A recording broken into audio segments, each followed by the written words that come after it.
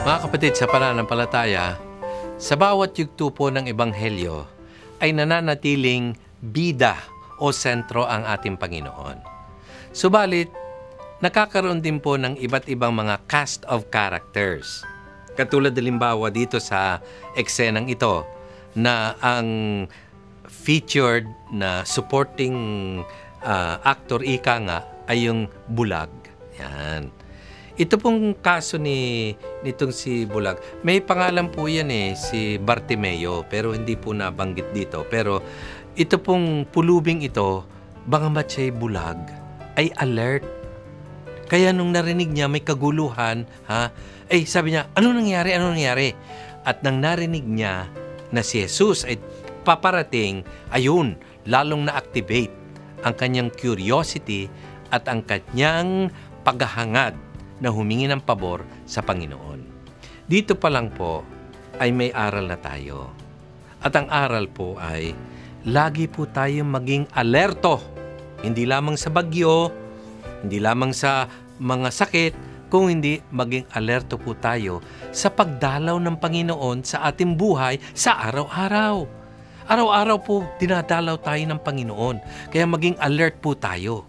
Maaring ang pagdalaw niya sa pag-attend natin ng ating banal na misa o sa pagpabasa ng banal na salita ng Diyos o kaya ang pagdalaw sa Panginoon ay sa pamamagitan ng mamimit nating mga mahihirap na natutulungan natin o kaibigan na nakapag-inspire sa atin. Napakarami pong pagkakataon. Let's be alert. The Lord is present always in our lives. So yan po. Maging open and alert tayo sa mga pagkakataong ang Panginoon Diyos ay kumakatok at dumadalaw sa ating buhay. Pangalawa, ito pong si Bartimeo, ito pong bulag na ito, hindi po siya natinag sa kanyang matibay na pananalig at pananampalataya sa Panginoon. Nang marinig po niya na ang Panginoon ay nariyan, sumigaw na po ng sumigaw, tulungan mo po ako, Panginoon. Tulungan mo po, Panginoon. Sa kabila po ng mga pagsasabi ni ba, huwag ka maingay, huwag ka maingay. Patuloy po siya. Ano po ang aral sa buhay natin? Sa ating pong relasyon sa Panginoon Diyos, wala po dapat na mamagitan. Ikaw at ang Panginoon.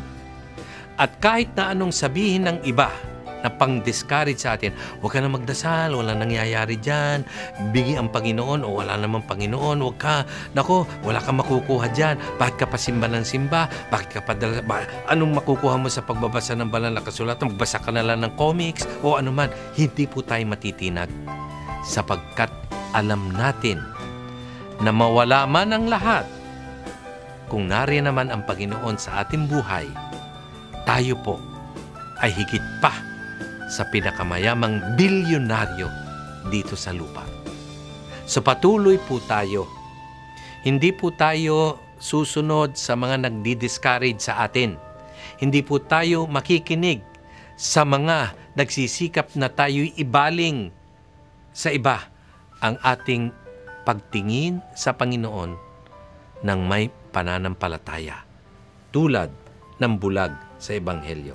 So non-stop calling po tayo sa Panginoon. Non-stop texting, spiritual texting, ika nga sa Panginoon. Mga kapatid, ano po ang ibinungan nito? Nakulitan, ika nga, mawalang galang na po. Nakulitan ang Panginoon. Kasi sigaw, Panginoon, tulungan mo ako, tulungan mo ako. Sinabi ng Panginoon, alika nga. Tingnan ninyo, yung mga dating umuupo sa Kanya, naging supporters niya. Sila pa ang tumulong na dalhin ang bulag sa Panginoon. So, ang mensahe po dito, in our perseverance, pag talagang matibay ang pananampalataya natin, na ito naman ang hinahanap ng Panginoon, ika nga, bumibigay ang Panginoon. At siya po ang nag-aanyaya sa ating lumapit sa Kanya. At kung anuman po ang ating kahilingan, at ito po ay makabubuti sa atin ayon sa kalooban ng Panginoon Diyos, hindi po ito ipagdadamot sa atin ng Panginoon. Ang sinabi po ng Panginoon sa Kanya, ano ang nais mo? Of course, alam na ng Panginoon, obvious naman bulag. Obvious naman. Pero bakit pa po tinanong ng Panginoon?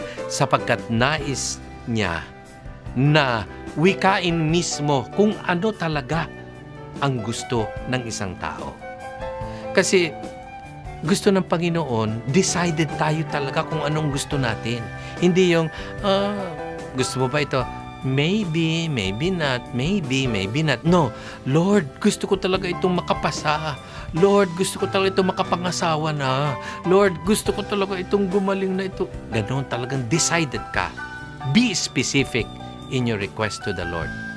At ang Panginoon na mawain at nakikita ang ating matibay na pananampalataya, bibigay siya sapagkat ang Diyos ay Diyos ng pag-ibig. Amen.